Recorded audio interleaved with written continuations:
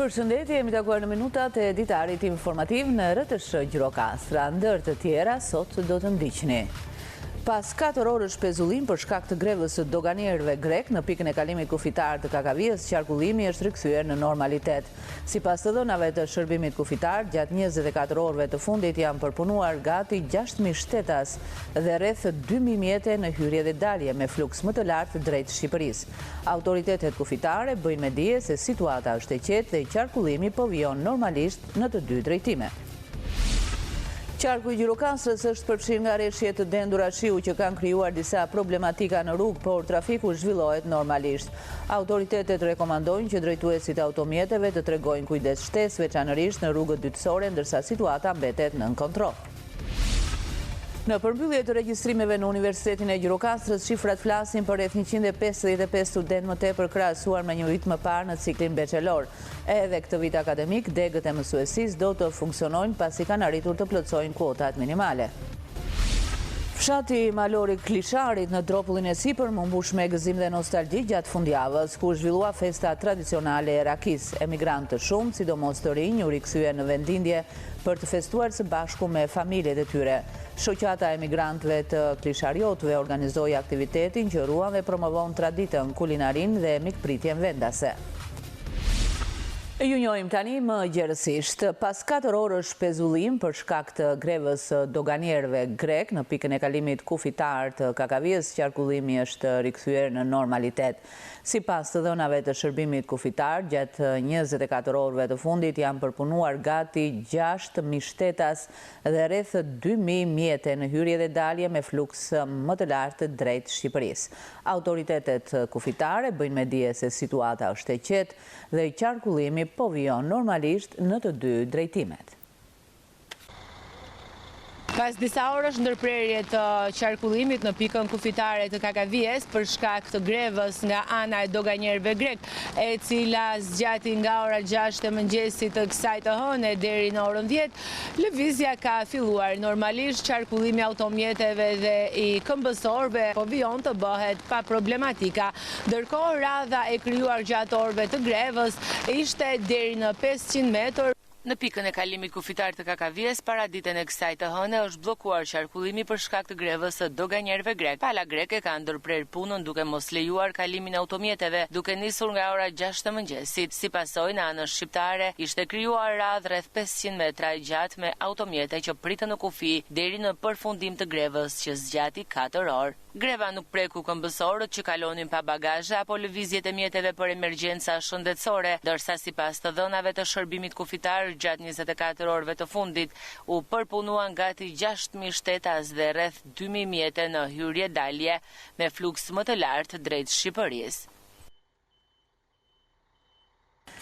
Qarku i Gjirokastrës është përfshirë nga rreshje të dendura shiu që kanë krijuar disa problematika në rrugë, por trafiku zhvillohet normalisht. Autoritetet rekomandojnë që drejtuesit e automjeteve të tregojnë kujdes së shtesë, veçanërisht në rrugët dytësore, ndërsa situata mbetet nën kontroll. Gjatë 24 orëve të fundit, qarku i Gjirokastrës është përfshirë nga rreshje të dendura shiu, të cilat kanë krijuar disa problematika në rrugë dhe zona rurale, por sipas të dhënave nga autoritetet lokale dhe shërbimet e emergjencës, asnjë prej këtyre situatave nuk ka shkaktuar bllokim të qarkullimit rrugor dhe trafiku vijon të vazhdojë normalisht. Nuk ka patur asnjë bllokim të akseve rrugore nacionale. Ka patur probleme të vogla kryesisht me depozitime mbetjesh të ngurta dhe inerte në rrugë. Si dhe kemi patur edhe 2 probleme me rënje pemësh në akset rrugore, konkretisht në aksin Përmet Qarshov Vrastipar. Gjithashtu ka patur dhe një rast në aksin rrugor Syri Kaltër Sarand. Sektori emergjencave, bashkitë dhe njësitë e mirëmbajtjes rrugore janë vendosur në monitorim të vazhdueshëm duke garantuar ndërhyrje të shpejtë në rast nevoje. Kontraktorët janë në gatishmëri, po punojnë për pastrimin e depozitimeve të ngurta, edhe do jenë vazhdimisht në gatishmëri pasi jemi futur në periudhën e vjeshtës që shoqërohet me shira intensive të erpasershme.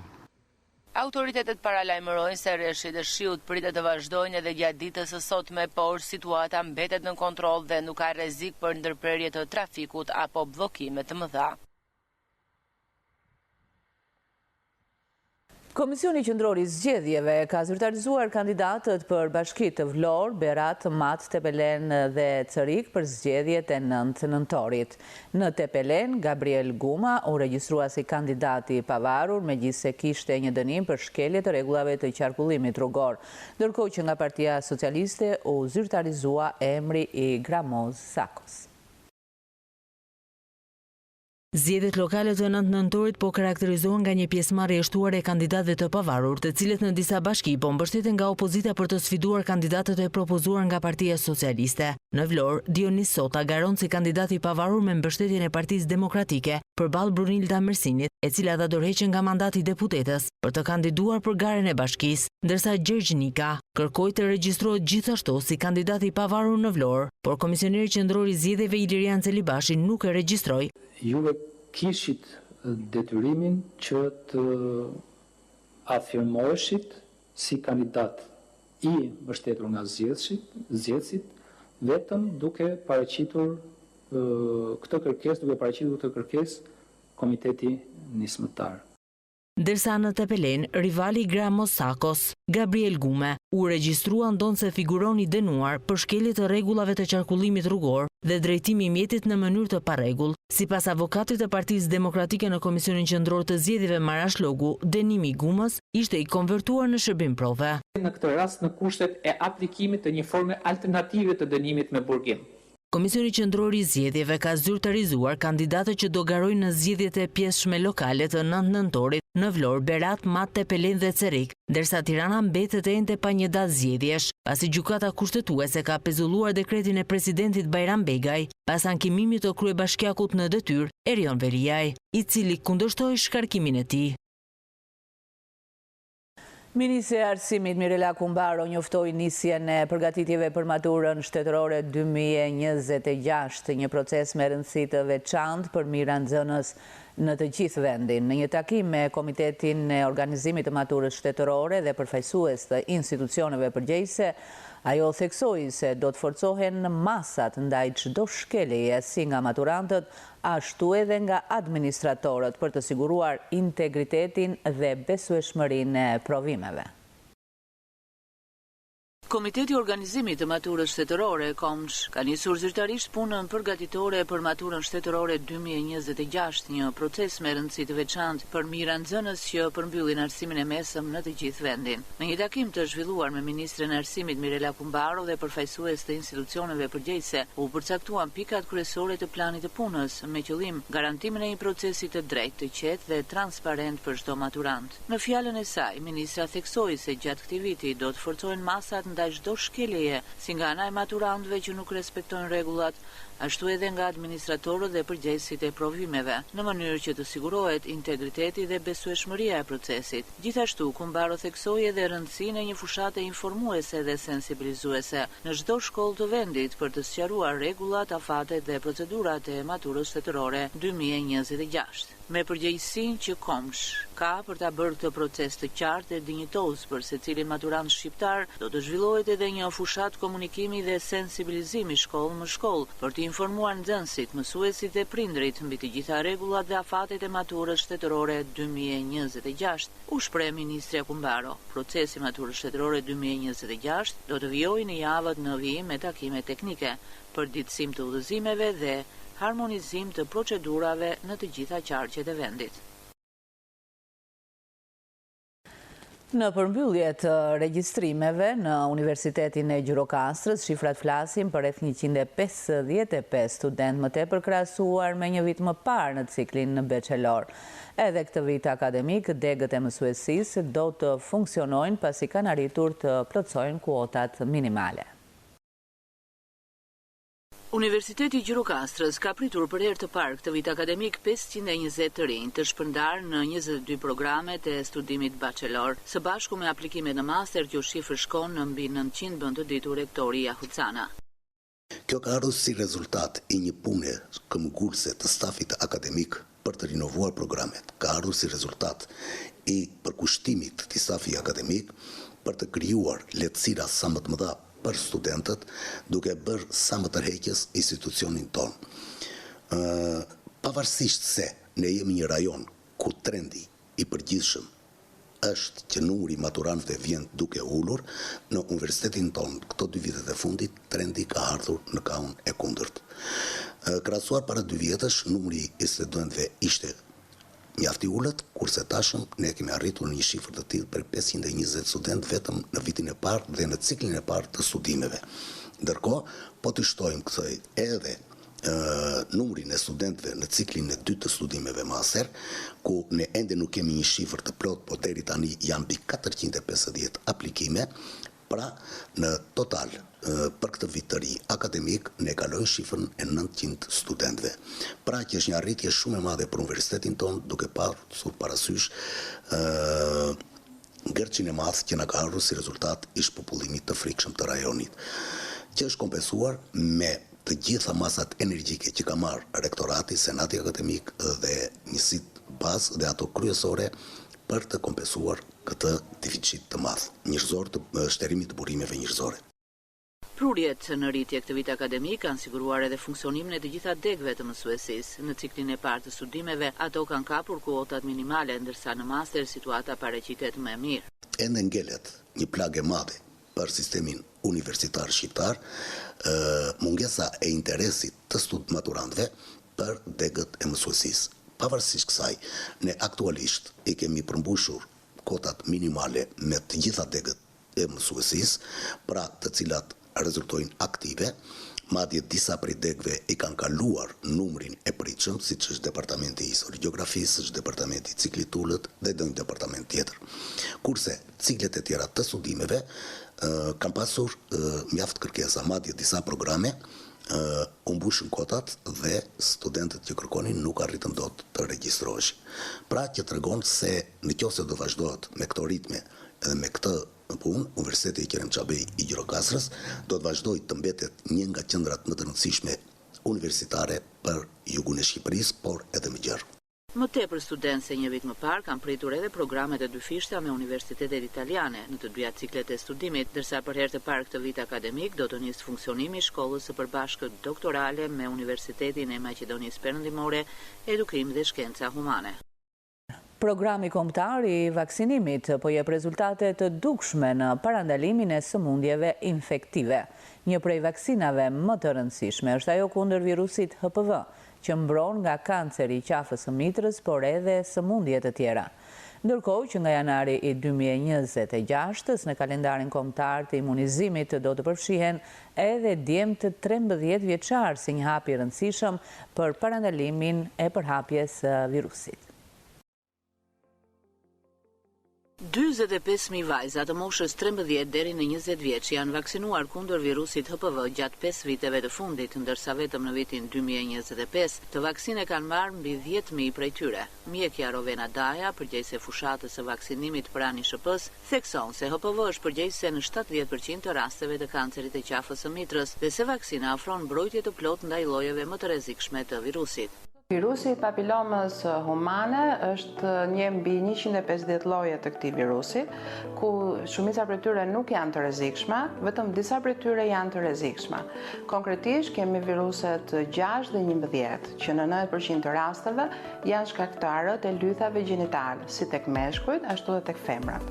Ndërkohë, viruset 16 dhe 18 janë ata që në 70% të rasteve japin pikërisht kancerin e qafës së mitrës tek femrat. Por, human papilloma virus është i rrezikshëm edhe tek meshkujt, sepse janë ata që janë bartës, ndërkohë janë transmetues dhe janë në pjesë më të madhe të rasteve dhe shkaktar e kancerit të organeve të traktit gjinital tek meshkujt, ndërkohë dhe të faringsit. Ne aplikojmë vaksinën ndaj human papilloma virus prej më shumë se 5 vjetësh tek femrat në moshën 13 vjeç. Ndërkohë, përveç vaksinimit të vajzave 13 vjeç, Instituti i Shëndetit Publik ka organizuar aplikuar edhe vaksinim shtesë. Për të gjitha vajzat që kur kanë qenë 13 vjeç nuk e kanë aplikuar këtë vaksinë, në total të gjitha vajzat që kanë aplikuar këtë vaksinë nga fillimi deri më sot janë mbi 45.000 dhe vetëm gjatë vitit 2025 janë mbi 10.000. Por me të gjitha problemet që është parë dhe tek meshkujt, propozimi është bërë dhe është miratuar që nga janari i vitit 2026 fillojmë aplikimin e kësaj vaksine edhe tek meshkujt që gjatë vitit 2026 do të bëjnë 13 vjeç. Mënyra më e sigurt për të ruajtur ndaj human papillora virus është pikërisht që ne të aplikojmë të vaksinë përpara se të bijmë në kontakt me këtë virus, pikërisht në moshën 13 vjeç. Një vaksinë e cila është e licencuar, përdoren të gjitha vendet e botës, një vaksinë që ofrohet falas në çdo qendër shëndetësore në kuadër të kalendarit kombëtar të vaksinimit. Vaksinimi vazhdon, ne mendojmë që mbulesa vaksinale gjatë 2025-s do jetë më e lartë se gjatë ka qenë gjatë vitit 2024. Vaksinoni duke besuar, vaksinimi është mënyra më e sigurt për të mbrojtur ndaj human papilloma virus.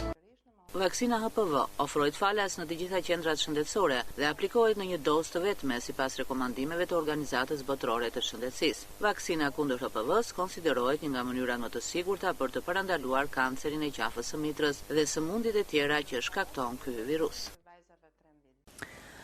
Fshati malori i Klisharit në Dropullin e Sipër më mbush me gëzim dhe nostalgji gjatë fundjavës, ku zhvillua festa tradicionale e rakis.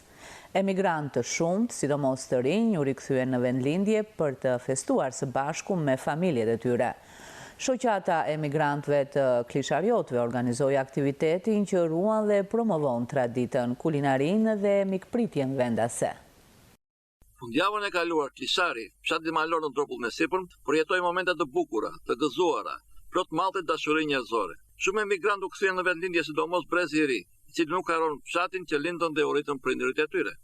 Festa e 16 e rakis këtu në Klishar, edhe ustallarët e rakis i kanë ngritur kazanet e tyre. Po punojnë me merak në mënyrë që të kënaqen qoftë bashkëfshatarët e tyre, qoftë të ftuar që do vinë nga gjitha fshatat e Dropullit, por sidomos emigrantët, djemë dhe vajzat e fshatit që janë nisur nga disa qytete të Greqisë për të pritur këtu, në vendlindjen e tyre. Me këtë rast, shoqata e emigrantëve të Klishariotëve, jo vetëm që kultivuan traditën, por edhe promovuan kulinarinë e veçantë që e shoqëron rakin. Festa e sotme është një festë që e bëjmë çdo vit për fshatin e për tërë Dropullin. Kemi bërë ca gjëra kështu të bukura për ata që do vinë. Kemi raki, që është rakia e fshatit, me rushin e fshatit. Sa është interesuar rinia, brezi i ri për fshatin? Brezi i ri në fshatin në Klishar nuk janë shumë veta, po këto ditë që po mbledhemi, vinë të gjithë, edhe nga Athinë, edhe nga Janin, edhe nga vendat e tjerat, për të festuar bashkë me neve.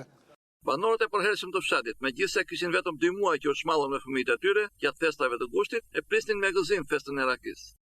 Kemi mirësinë që sot festojmë për vitin 16 vjetë më radhë festën e rakis.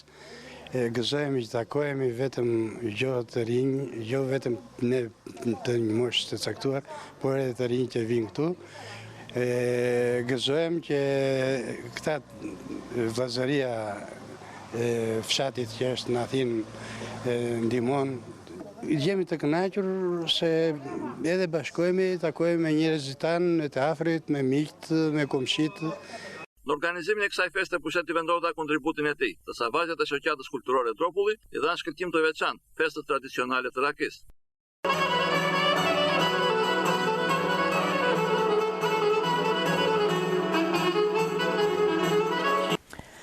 Instrumentistët nga Kosova zhvilluan një koncert në kalan e Gjirokastrës, një aktivitet që të roqi vëmendjen e turistëve që vizituan qytetin e Gurt. Në koncert morën pjesë Rinor Aliu, pianistë, dhe Arieta Krosa, flautiste, të cilët ofruan një performancë të veçantë dhe atraktive për vizitorët. Ky aktivitet kulturor shërben si një promovim i muzikës klasike dhe turizmit në qytetin historik të Gjirokastrës.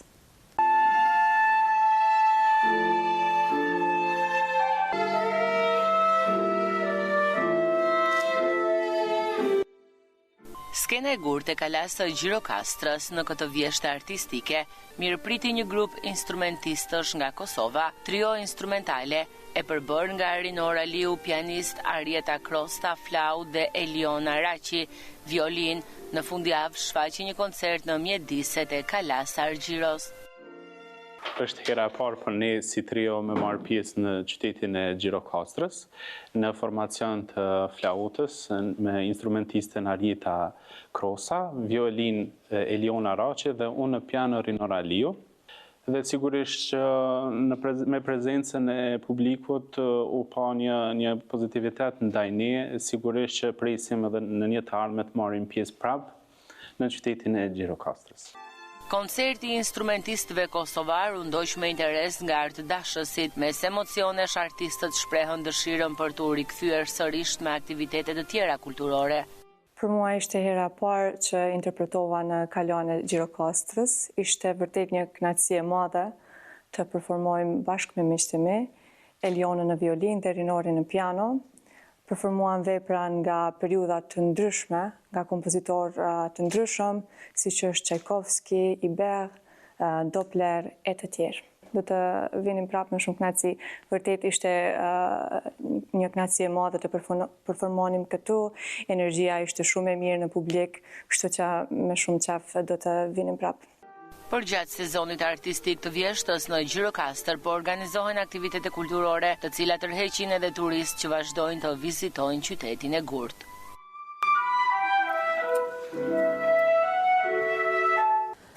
Në shëtitoren e Sarandës u zhvillua edicioni 2 i festivalit folk fëmijësh mbi kaltërsinë e detit, një mbrëmje mbushur me ritme popullore, ngjyra dhe energji rinore.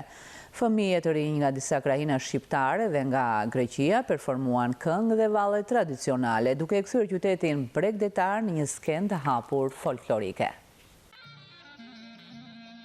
Fytyra të bukura fëmijësh e të rinj, ritme popullore dhe kostume tipike të disa krahinave, vërshuan në shëtitoren e Sarandës, e cila u kthye në skenë festivali. Arti burimor i interpretuar me elegancë nga vajza dhe djemë të rinj, elektrizoi publikun dhe mbrëmjen pranë fundit të tetorit e mbushi me tinguj, ritme dhe ngjyra, si të ishte një mbrëmje vere. Folklori disa trevave nga jugu shqiptar dhe veriu i Greqisë u shpalos si vallëzim mbi kaltërsinë e detit të Sarandës.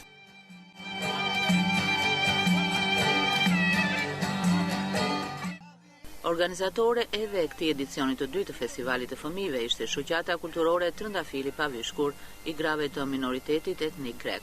Në këtë edicion të dytë ishin ftuar të performonin edhe grupe folklorike të rinj nga Janina e Korfuzi Fqinj.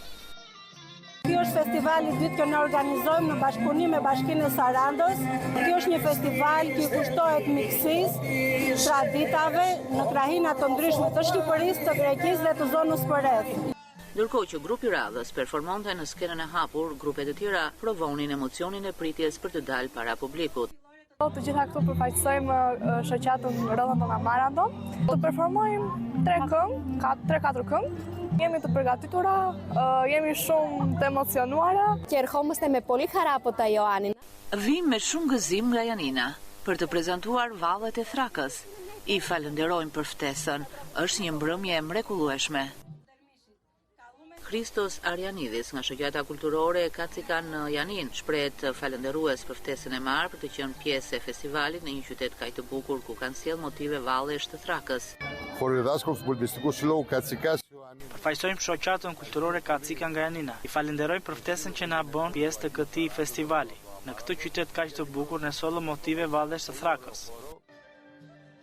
Mjeku Lefternika, që i ka qëndruar afër organizimit të këtij festivali, thotë se kjo është një mundësi që trashëgiminë e vjetër folklorike me të cilën është rritur fëmijëria jon ta promovojmë si një pasuri të bukur për një shoqëri të denjë.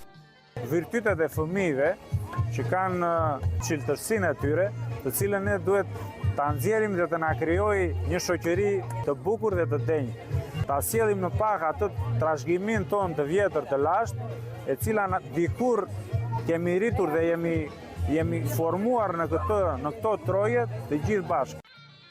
Ky edicioni i dytë i folk festivalit të fëmijëve u mbështet edhe nga Bashkia e Sarandës. Përfunduam këtu të nderuar shikues, ishte gjithçka e përgatitur për këtë ditar informativ në RTS Gjirokastra. Ndahemi duke ju uruar shikim të këndshëm të programeve në vim.